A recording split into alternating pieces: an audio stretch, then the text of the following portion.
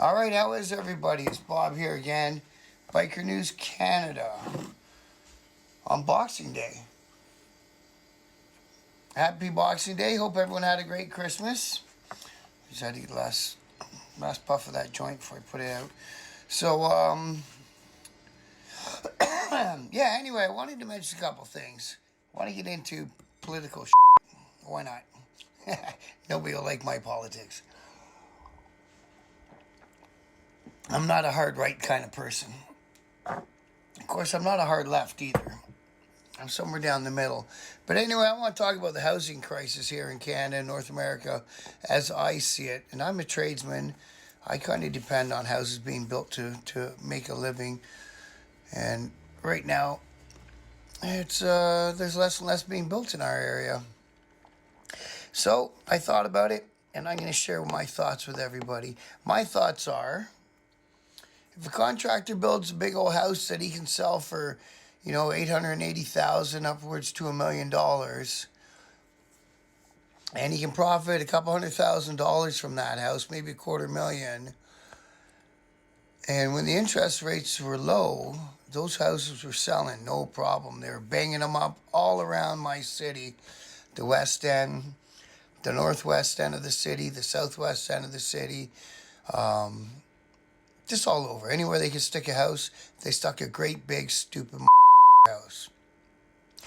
Don't know why. Don't know who needs a house that big unless you got about 8 kids. But that's what they did. I remember building one, doing the HVAC in a house, had 4 bathrooms upstairs and one on the main and one in the basement. I don't know. Seems like a lot of toilets to scrub to me, but hey, that's just me. I'm a simple man. So the contractor can build that house, the $1 million home. In my area, it's $1 million.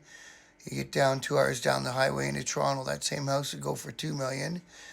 And it's on a little parcel of land that they paid way too much for. And make themselves a couple $100,000, $250,000, whatever they can make. Or they can put a bungalow on that same little chunk of land that they paid too much for. And the bungalow should go for, $500,000, $650,000, somewhere in that neighborhood. Something that people can actually afford right now with how things are. And only make $100,000 on that house.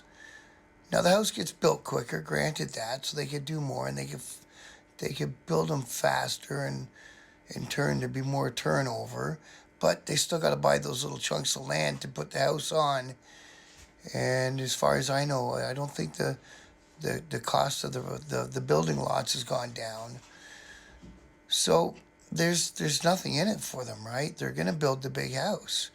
They're going to go for the big profit. It's just capitalism at its worst, or best, or whatever you want to say it. So that's my thoughts on the housing issues that we're seeing right now around Canada. And, I hear next year the interest is going to dip down again near the back half of the year. And they think things will fire up because in this city I'm in, there's 3 big employers. There's the post-secondary education, the hospitals, and the building. And the building keeps lots of us small business owners liquid, you know what I mean? We can all make it when there's a good building boom going on. And, it gets so good sometimes the companies from other cities will come down to our city to work. But that's not the case right now. So I don't care what party gets elected next time. I don't see anyone being able to stick handle their way out of that sort of problem.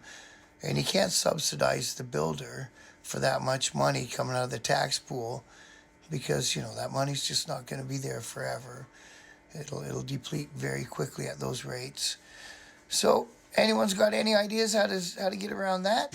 That is my thoughts on the housing crisis and the interest rates in the building as I see it from where I sit. All right? I want to thank everyone who watches my videos for watching. And as always, respect and get the book. It's on the green screen behind me. It's on Amazon. I wrote that book, My Time in the Club,